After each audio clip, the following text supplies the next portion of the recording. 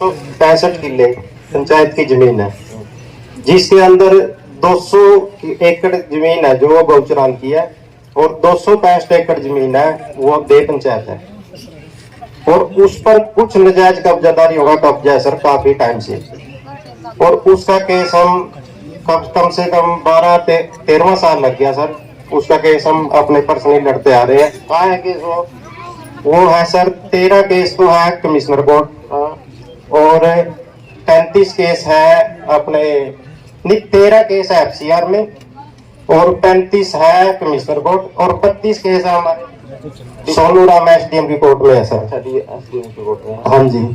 तो जो 32 केस है सर उसमें सोनू राम SDM साहब है, उसमें काफी दिनों से कम 3 साल हो गए इनको, हमको वही को घुमाए जा रहे, वही को घुमाए जा रहे, ना ये हमारी सुन रहा, गुमराह कर रहा है सर। और ऊपर से हमें धमकियां भी दे रहे हैं। चलिए आप एक काम करो, एक तो अरे सुन लो, मैंने पहले इनका तो मामला कर लो फिर आप बताना। और सर एक बात मेरी बात कर रहा था ना, मैं सुन लो। एक तो सारे जितने भी केस है उनके नाम और उनके किला नंबर लिख के दे दो, कौन सा किला नंबर है। जी। दूसरा, आप गांव पंचायत का एक प्रस्ताव ये पारित करके दे दो कि जो कब्जेदारी हैं इतने साल के, इनको खाली कराया जाए। वो दो केस चल रहा है ना सर? अरे चल रहा तो भी आप हमको लिख के दो ना। ठीक है सर, हमें लिख के दो। तो क्या करोगे? क्यों दे रहे यार? सुनो, कुछ नहीं, ऐसा नहीं, वैसे नहीं करना। हम अपने आप देखेंगे और आपने कोई बात करनी तो हमारे पास आ जाना। आप तो ये सारा कुछ लिस्ट बना के दे दो। ठीक है सर। और एक प्रस्ताव पारित कराओ। ठीक है सर। इन कब्जादारियों से कब्जा खाली कराया जाए। ठीक है। फिर हम देखेंगे उसका केस कैसे करना है, क्या करना है, इनसे बात करेंगे भी क्यों फैसला नहीं कर रहे। आज ये सभा में कोर्ट की बात नहीं कर सकते, अलग से इनसे बात करेंगे। आप हम लिख के दे दो। ठीक है सर। अच्छा, एक्सेप्ट करोगे ना सर? कंडीशन ना लगाओ, ਤੁਸੀਂ ਪਹਿਲਾਂ ਬੋਲੋ। ਨਹੀਂ ਸਾਰਾ ਸੱਚ ਐਕਸੈਪਟ ਨਹੀਂ ਕਰੋ। ਕਈ ਵਾਰੀ ਸੱਚ ਹੀ ਹੋ ਜਾਂਦਾ ਹੈ, ਨਕਾਰਨਾ ਪੈ ਜਾਂਦਾ ਹੈ। 100% ਛਾਤੀ ਤੇ ਹੱਥ ਰੱਖ ਕੇ ਕਹਿੰਦੇ ਗੱਲ ਨਹੀਂ ਕਈ ਵਾਰੀ ਸੱਚ ਇਹੋ ਜਿਹਾ ਹੋਵੇ ਜਿਹੜਾ ਜਨਤਾ ਦੇ ਹੱਕ 'ਚ ਨਾ ਹੋਵੇ, ਮੈਂ ਨਹੀਂ ਕਰ ਸਕਦਾ ਉਹਨੂੰ। ਹਾਂਜੀ ਆਹ ਭਾਰਤੀ ਸਾਹਿਬ ਬੈਠੇ ਨੇ, ਭਾਰਤੀ ਸਾਹਿਬ ਗੌਰ ਕਰੋ। ਤੁਸੀਂ ਆਪਣੀ ਗੱਲ ਕਰੋ ਬਈ। ਅਸੀਂ ਬਿਲਕੁਲ ਇਹਦੇ 'ਚ ਕੋਈ ਦੋ ਰਾਏ ਨਹੀਂ, ਸ਼ੁਰੂ ਤੋਂ ਲੋਕ ਬੰਦੂ ਰਾਜਨੀਤੀ ਕਰਦੇ ਆ। ਹਾਂ, ਪਿੱਛੇ ਜਸਵਿੰਦਰ ਸਿੰਘ ਸੰਧੂ ਦਾ ਸਵਰਗਵਾਸ ਹੋ ਗਿਆ, ਪਾਰਟੀ ਹੋ ਗਏ, ਇਹ ਸਾਡੇ ਨਾਲ ਗੱਲਬਾਤ ਕੰਮ ਕਰਦੇ ਰਹੇ ਨੇ ਭਾਰਤੀ ਸਾਹਿਬ। ਚਲੋ ਹੋ ਗਿਆ, ਗੱਲ ਕਰੋ। ਅਸੀਂ ਫਿਰ ਉਦੋਂ ਬਾਅਦ ਸੋਚ ਸਮਝ ਕੇ ਸਾਡੇ ਸਾਰੇ ਗਰੁੱਪ ਨੇ ਫੈਸਲਾ ਲਿਆ ਵੀ ਆਪਾਂ ਕਿਹਨੂੰ ਸਮਰਥਨ ਦੇਣਾ। ਠੀਕ ਹੈ। ਅਸੀਂ ਪਾਰਟੀ ਵਿਚਾਰੀ ਮੋਦੀ ਸਾਹਿਬ ਦੀਆਂ ਪਾਲਿਸੀਆਂ ਤੇ ਆ ਸ਼ੇਰ ਵਰਗਾ ਬੰਦਾ ਦੇਖਿਆ। ਠੀਕ ਹੈ ਜੀ, ਅਸੀਂ ਐਕਸੈਪਟ ਕਰ ਲਿਆ। ਅਸੀਂ ਤਨੋਂ ਮਨੋਂ ਤੋਂ ਪੂਰਾ ਜ਼ੋਰ ਲਾਇਆ। ਹੋ ਗਿਆ। अब ਤੁਹਾਨੂੰ ਇਹ ਗਿਆਨ ਹੋਣਾ ਚਾਹੀਦਾ, ਤੁਸੀਂ ਬੜੇ ਪੁਰਾਣੇ ਪ੍ਰਚਾਰਕ ਹੋ ਵੀ 50% ਮਾਰਸ਼ਲ ਐਟੀਟਿਊਡ ਦੀ ਵੋਟ ਹੁੰਦੀ ਹੈ। ਜੇ ਤੁਹਾਡੇ ਮੇਜਰ ਵਰਕਰ ਦਾ ਮਾਰਸ਼ਲ ਐਟੀਟਿਊਡ ਹੀ ਖਰਾਬ ਹੋ ਜੇ ਤੇ ਫਿਰ ਵੋਟ ਬੂਥ ਤੇ ਇੱਕ ਮਿੰਟ ਵੋਟ ਬੂਥ ਤੇ।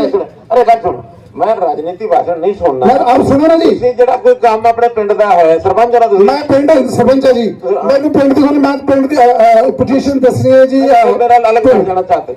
हाँ जी, फिर मेरे अलग चाहते बैठ जाना, मैं तो लोगों के काम जो जो सुन ले। अलग टाइम दे। Thank you. अलग टाइम दे। चलो अगला हमने लिखवा दी उसकी डेट ऑफ बर्थ, उसकी जन्म तिथि। 60 साल होते ही एक आदमी जाएगा, कागज साइन कराएगा, बाद में अगले महीने उसकी पेंशन शुरू हो जाएगी। बुजुर्गों की पेंशन पहले तो 60 साल के बुजुर्ग के बाद वो अपना कागज लेके घूमते रहते थे। अब हमने कहा कि जिसका मुख्यमंत्री मनोहर लाल ने गांव कर्रा साहिब में जनसंवाद कार्यक्रम कर सुनी लोगों की समस्याएं। कहा ई टेंडरिंग से आ रही है पारदर्शिता। मुख्यमंत्री मनोहर लाल ने पेवा के गांव कर्रा साहिब में जनसंवाद कार्यक्रम के माध्यम से लोगों की समस्याएं सुनी और उनका मौके पर ही समाधान किया। मुख्यमंत्री मनोहर लाल ने कहा कि सरकार द्वारा ई टेंडरिंग एक अच्छा प्रोजेक्ट है जिसकी कई सरपंच सराहना कर रहे हैं और इसके माध्यम से ग्राम पंचायत का पैसा भी बच रहा है जिसे वे और अधिक काम करवा सकते हैं। वहीं मुख्यमंत्री मनोहर लाल ने कहा कि पंचायतों के काम में पारदर्शिता भी आ रही है। बहुत सी शिकायतें भी आपके पास आई, कई घोषणाएं भी आपकी तरफ से इस दौरान की गई। तो देखिए, 3 दिन का मेरा कुरुक्षेत्र जिले का ये दौरा था और आज इसका समापन यहाँ करा साहब में हुआ है। 3 दिनों में मैंने विधिवत तौर पर तो 9 गांव, इसके अलावा और भी बीच में गाँव के जहाँ लोग मिलते रहे हैं, चाहे व्यक्तिगत रूप से सामूहिक रूप से, ऐसे 14-15 गाँव के लोगों से भी बातचीत हुई है। स्वाभाविक है कि जब मुख्यमंत्री और उनके साथ बाकी अधिकारी वहाँ पहुँचते हैं, लोगों की अपेक्षा होती है अपनी व्यक्तिगत समस्याएं अथवा गाँव की सामूहिक समस्याएं, ये सब बातें लोग पूछना चाहते हैं। उन्होंने अपनी डिमांड्स को लिख के दी है, उसके ऊपर एक एक पर विचार करेंगे और हर ऐसे दौरे में अगले 1 महीने के अंदर उसकी जो जो डिमांड्स विजिबल होंगी उनको देख करके और उनकी डिमांड के हिसाब से उसको हम घोषणा करेंगे, ताकि गाँव के जितने भी काम हैं, खास करके वहाँ की सड़कें हैं, पानी का विषय है, तालाब के विषय हैं, स्कूलों के विषय हैं, और कहीं कहीं नशे को चेक करने के लिए, रोकने के लिए भी हमको शिकायतें मिली हैं, ताकि जो ठेके खुलते हैं गांव के बीच में ना खुले, दूर खुले। कुछ गांव की शिकायतें थी कि हमारा खुलना ही नहीं चाहिए, हालांकि इस काम के लिए वो उनका जो डिमांड है, उनकी जो रिक्वेस्ट है वो लेट हो गए हैं, क्योंकि अभी तो इसी महीने हमारे नए जो एक्साइज के होने वाले हैं, जो ऑप्शन होने वाला है, तो उसके अंतर्गत अगले सालों में ये विचार करेंगे कि किसी गांव में डिमांड है कि ठेका नहीं खोलना तो उसका विचार किया जाए।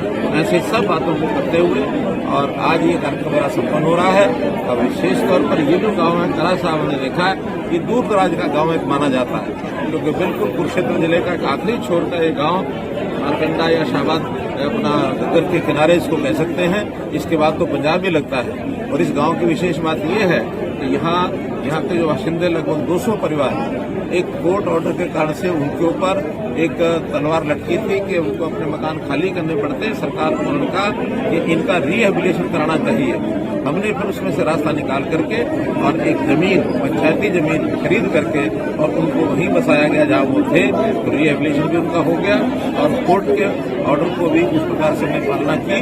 कोर्ट में हमको एक एफिडेविट देना पड़ा कि रिहेबिलिटेशन बाद में करने की बजाय हमने उसको पहले कर दिया है। इस प्रकार से समस्या का हल हुआ। यहाँ के लोग जो है बहुत ही एहसानमंद है इस बात सीएम साहब, हिमाचल पानी दे रहा है हरियाणा को, क्या कहेंगे? सतलुज का पानी हरियाणा में लेके आने, देखिए विषय तो जो हमारा पानी का शेयर है, जो हम एसवाइएल के माध्यम से क्लेम कर रहे हैं, सुप्रीम कोर्ट में उसका केस गया हुआ है।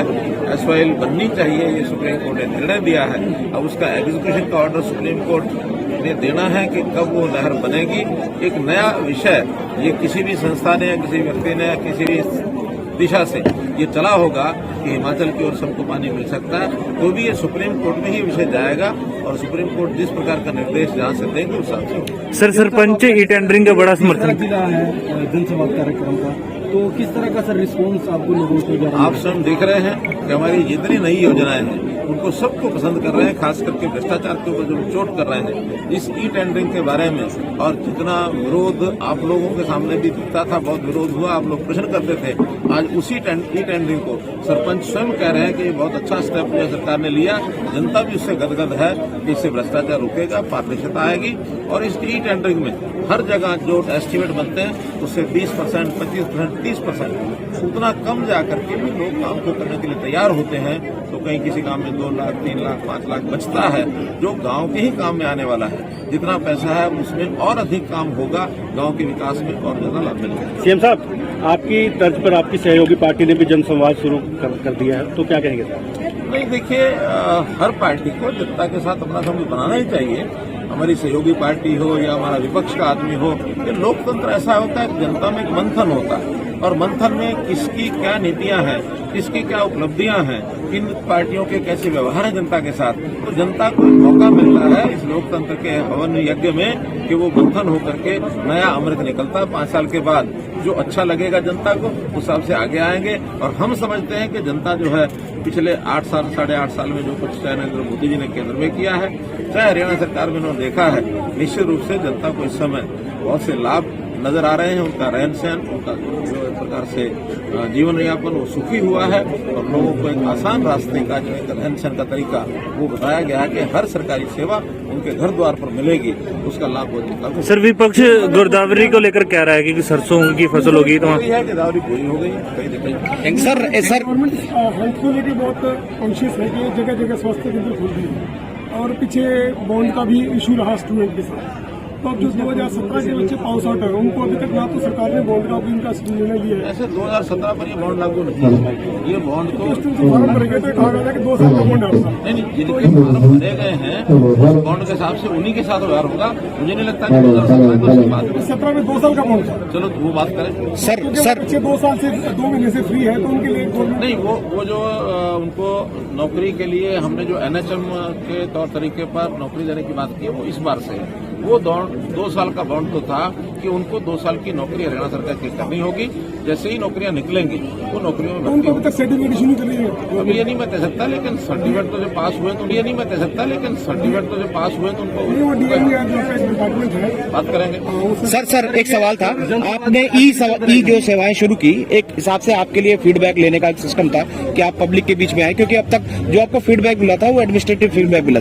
आप फीडबैक से आपको क्या लगा कि कितना सराहा गया? एकदम बहुत ज्यादा लाभ हो रहा है। जैसे मानो राशन कार्ड की बात है अथवा ओल्ड एज पेंशन की बात है, फिर चिरायु का जो हमारा जो कार्ड है चिरायु हरियाणा आयुष्मान भारत, इस नाते से तो जो योजनाएं हमने आयुष्मान इसके परिवार पहचान पत्र के आधार पर लागू की है, मुख्यमंत्री अंत्योदय परिवार उत्थान योजना, सब पर बहुत अच्छा रिस्पांस है। जनता को उसका सीधा लाभ पहुंच रहा है। कहीं कहीं जो छोटी मोटी कठिनाई जिसकी है उसकी अपील करता है तो उसके 1 महीने के अंदर वो सारी चीजें उसकी ठीक करते हैं।